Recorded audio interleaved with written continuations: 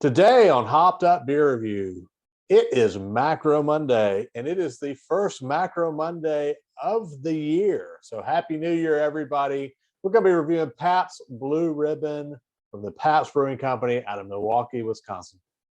Happy New Year. Thanks for joining us.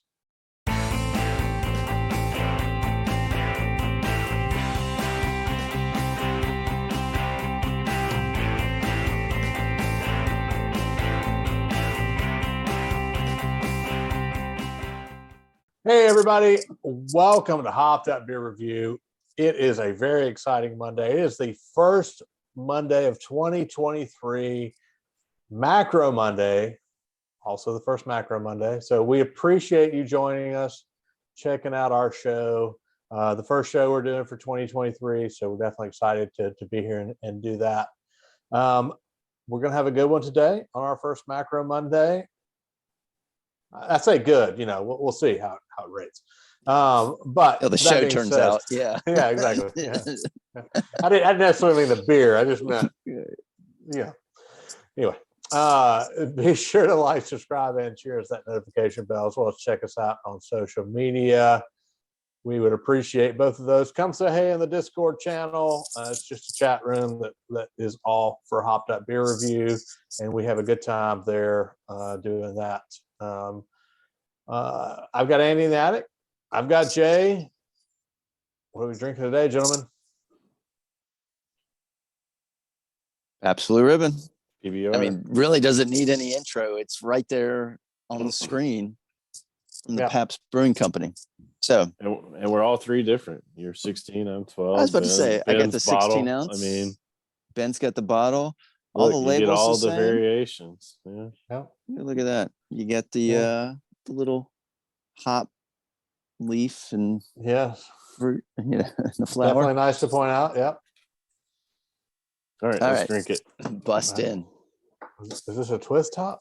Yeah, it is. Wow. Yeah, macros tend to not do now see pride tops. This is why you get the bottle on this one, because I got the Jack of Hearts. All right. So if you don't get the bottle, what does that mean? I've heard from other people that have been drinking Pabst much longer than myself that you used to play a game with this, right? It's like poker. You would see, well, not necessarily like poker, but just if you were both opening a Pabst or multiple people opening a Pabst, you would see who had the highest card, and everybody else had to take an extra drink or two. And how are they all losing? They aren't. How does anybody lose on any drinking game, right? Yeah. So as you pour, I'll go over a few things. This is 4.8%, 10 IBUs. It's an American lager, but it's an American lager brewed and started by German immigrants. Mine looks like a snow globe. It is very carbonated. Oh, do that again. Get back in there. Your face coming through. Yeah, you're like a Van Gogh. Cheers, mates. As Jay pours out the last drop. Jay's trying to get it all in. Got to get it all in there. Cheers. Cheers, mates. Cheers, mates.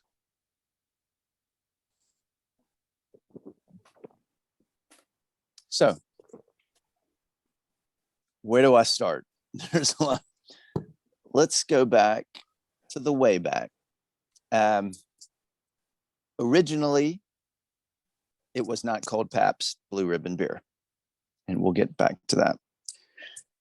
The brewing company started in 1844. Jacob Best started it, and it was actually known as the Empire Brewery. Eventually, it became Best and Company. Where was that? In 1844, Milwaukee, Wisconsin. Same place. When and where it was founded. Jacob Best, the first year, had brewed 300 barrels. And then 1848, Frederick Pabst migrated to the United States from Germany with his parents. And then he started working on steamboats and in Lake Michigan, and he eventually became a steamer captain. And in 1859, married Maria Best, who was the granddaughter of Jacob Best, who founded, which would eventually become Pabst, but it was Empire Brewery, Best and Company. Her dad, Philip Best, at the time, ran the company. So during the Civil War, 1859, 1844 to 48 is when they were founded. 1859 was when Frederick Pabst married Philip Best's daughter. After him. Well, Civil War was like 1861, right? First year of the Civil War was 1861. And then, but this is way up there in Milwaukee because, ain't nobody touching them. So in 1863, Frederick Pabst partners with the Best Brewing. At the time they had renamed it to the Philip Best Brewing Company. By 1872, they were brewing 100,000 barrels per year. They were the second largest in the United States. So at that time. And then, so he was a partner by then, and then he eventually took over from his father-in-law. And in 1889, it was named the Pabst Brewing Company. So Frederick Pabst named it the Pabst Brewing Company. Now, this beer, Pabst Blue Ribbon, was originally known as Best Select.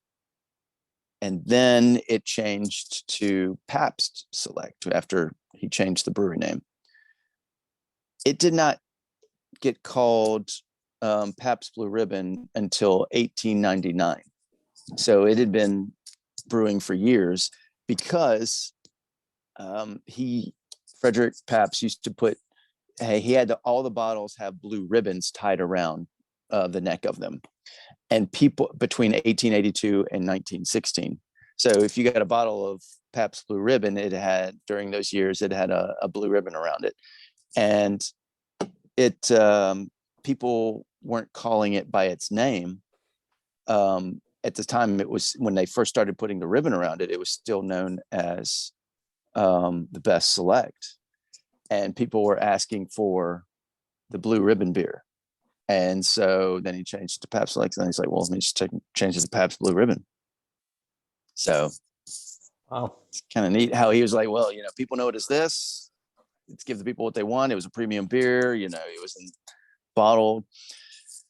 So I got to take a drink. Are there any, I'm just curious, Andy, you've got a lot of history on this one. Was there any historical reference to what they did during the years of Prohibition? I was just about to get to that. I teed it right out for you. Prohibition. I mean, that's weird because we did not talk about this. So interesting enough, why'd you bring up Prohibition? Just curious because of the timeline. I mean, if they started in 1844, so really they're starting in the time of the Civil War through, like you said, through 61. And then in the early 20s, mid 20s, you have Prohibition time frame. Yeah. So for a brewery to survive, how did they manage to stay alive? What did they do? Where did they go underground? What happened?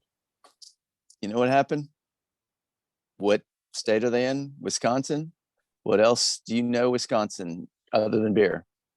Cheese. They made cheese. And they had a thriving cheese business.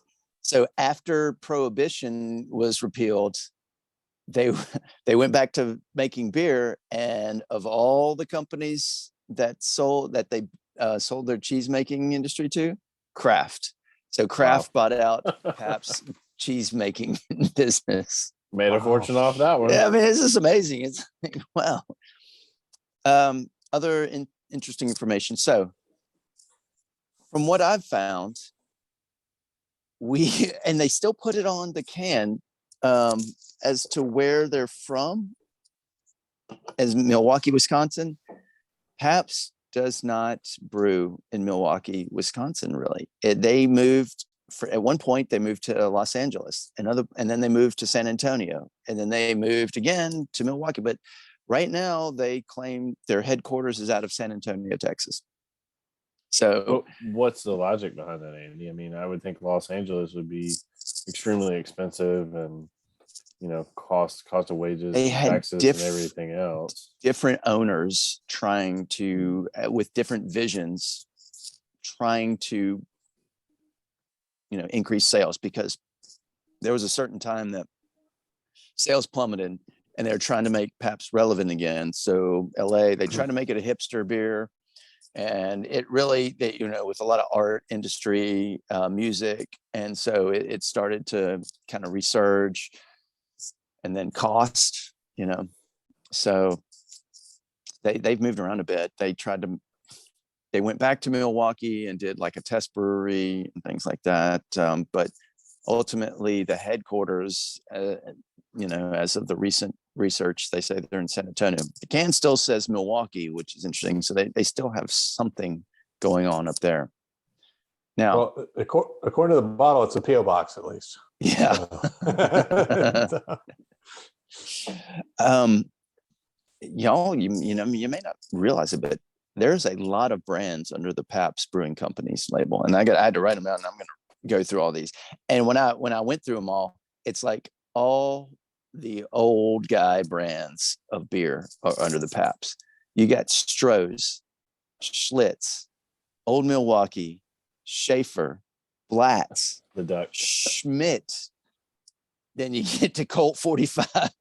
Wow. National Bohemian, Old Style, and then the Texas thing, Lone Star. I guess back when they went to San Antonio, they got Lone Star. Rainier, they had a place in Washington. Alaska? Yeah. Olympia, also Washington. Stag, and this might sound familiar to y'all, Dragon's Milk. Oh wow. They do the Dragon's Milk, but not all of New Holland's brands or labels. They just do the Dragon's Milk. The Not Your Father's, remember when Not Your Father's root beer came about? They also have lemonade and other flavors. Mm-hmm. Jack Daniel's Country Cocktails, McSorley's, the Irish ale and dark lager. Ballantine, I wasn't familiar with that. Pearl and Heilemann's. Are you really counting all these? It's 20. Yeah, he's counted them all. It's 20. Wow. So I don't know if you guys have seen it, but a few years back, they used to have this 99 beer pack that you could get like at Sam's or Costco. It was a long tube full of beer. And then last year, I think it was either last year or year before, for 4th of July, they did a commemorative 1776 pack. And I think they only gave, a handful of celebrities or others that really wanted to order them. But it was like a pallet of 1,776 PBRs. And, that's just way cool. I'll send you the link for that, Ben, so maybe you can post it in the comments. I never saw that, the 1776. I saw the videos of people with the long 99 beers trying to take it home, like two motorcycles driving it down the freeway. It's like a tube. Yeah. Yeah, I saw both of those. I don't know what you do with 1,776 Pabst beers. I mean, obviously drink them. You're having a big party, man. Invite a lot of people. I mean, don't care about their beer. That's what I was gonna say. What do you do for the guy that does like, yeah, I'm good. Yeah, I'm good. Hey, what's free beer is good beer, Yeah. For the most part, yes, that's correct. So they've had some great marketing over the years. Well, you think about, you go into some of these bars and places that have had some of the old, some places that have been around, right? And I think for us, it's City Grocery in Oxford, right? They had the Pabst, spinning, spinning light, like a decorative light thing. Yeah, exactly.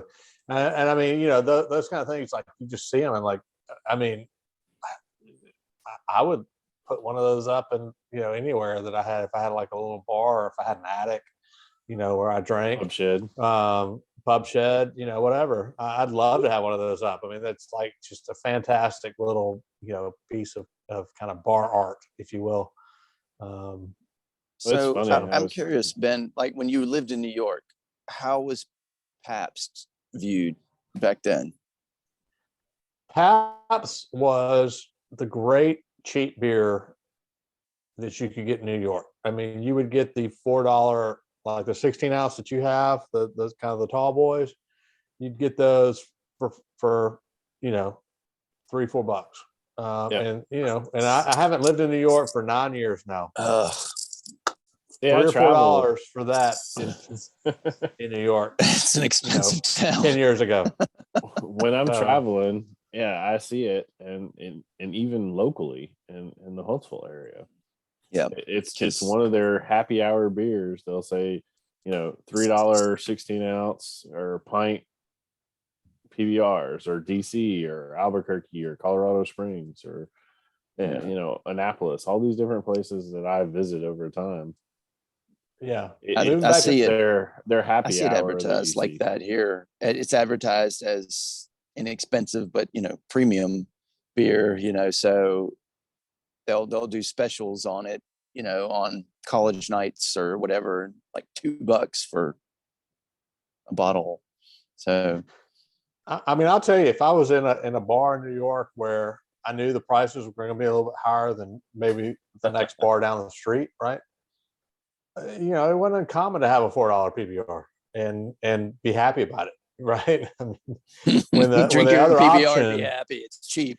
when the other option, and again, this is 10 years ago, when the other option was a $9 or $10 draft beer of something that I may still not really care for a whole bunch. $4 PBR wasn't that bad of a deal. And you could have a good time there at that location with that. Like we always talk about too. I mean, you could start with one or two of the expensive ones, then switch to this. I mean, that's kind of like I don't know what every day.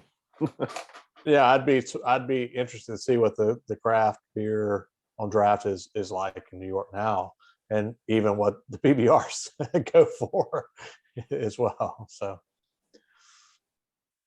we need a correspondent in New York City to give us a short on that, to let us know what they're seeing around town.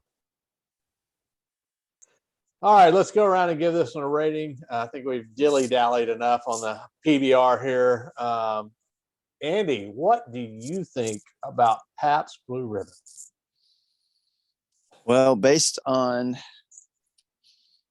what I smell and take another smell. Yeah.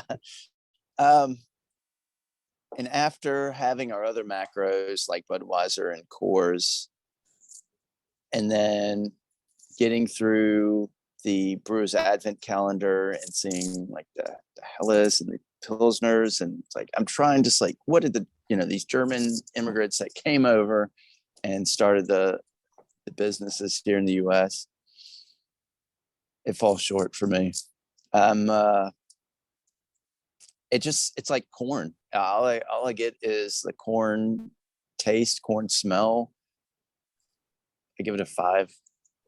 I'm sorry, Pabst. It's like I hadn't had you in years, and I think that's the reason why. Love how you apologize. Yeah, I want to like you, but you're such an icon in American culture. I think that's the lowest rating I've ever heard Andy give. Right? No, maybe. Yeah, that one's kind of shocking to me. I tried. I want to like you. Yeah, we've had too many good beers. Jay, what do you think? Oh man, it's an interesting, easy drinking, light. I don't get the corn like Andy. I'm sorry. It's just it's a macro lager that gets lost in the shuffle, and one that I could drink every day on the back end of other things. If you have a couple beforehand, this is when your taste buds are shot, right? Yeah, this is your everyday once you've already had your one or when two. You can't taste what you're drinking. I mean, it's just the same as like whiskey and other things like that. I mean, you have your first good one, and then you switch you switch to the Jim Beam or whatever you want to go to. I don't know. Yeah. No, true. I understand what you're saying. Yeah. I mean, why would you waste some of that? But you know, I still, I don't know. I've always been kind of those lager, light beer type guys that, hell, parents used to drink Natty Light. So this is kind of in that same vein. I'm going to give it a 6. All right. Yeah. I think for me, PBR is one that there's not a lot of flavor there. I mean, for me, I don't get the corn either. I'm not saying it's not there. I don't pick it up necessarily. But what I pick up is that there's very little to it, right? I mean, it's water with a little bit of alcohol in a sense. So Mick Ultra. yeah. I mean, there are more watered down beers than PBR for sure. But it's in that macro level where you're stretching to really pick anything out of it, in my mind.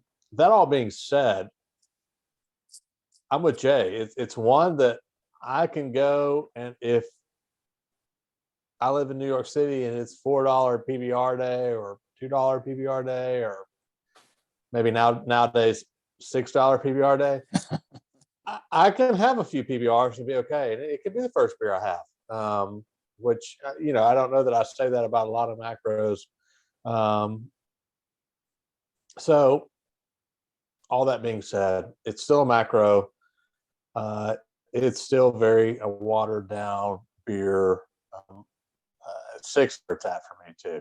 And again, I think that's just because I'm okay picking it up at a reduced price in a can and having that, kind of be the first beer of the day for me if I have to, if that's really my best option. So 6 it is. All right, on this Macro Monday, that's going to give us a 5.7 for the Pabst Blue Ribbon out of the Pabst Brewing Company, Milwaukee, Wisconsin, San Antonio, Texas, Los Angeles, California, some place, maybe The moon. Yeah. the moon. Yeah. Definitely appreciate you guys checking out this video. If you've had Pabst Blue Ribbon, and I'm assuming that you have, if you're watching a beer review show, at least if you live in the States, I'm assuming you've had that. Let us know what you think. What does PBR mean to you? How would you rate it on a scale from 1 to 10, as we've done here today? And if you've made it this far in the video, we would definitely appreciate you liking, subscribing, and cheersing that notification bell if you have not done so already. If you have done that, we definitely appreciate that. We had a good year in 2022 kicking off this show, and we look forward to continuing it throughout 2023 because we still have fun doing this and hope you guys still enjoy watching it. For Annie in the attic and Jay, I've only got like maybe a sip or two left. Cheers, mates. Cheers, mates. Cheers, mates. Down the hatch.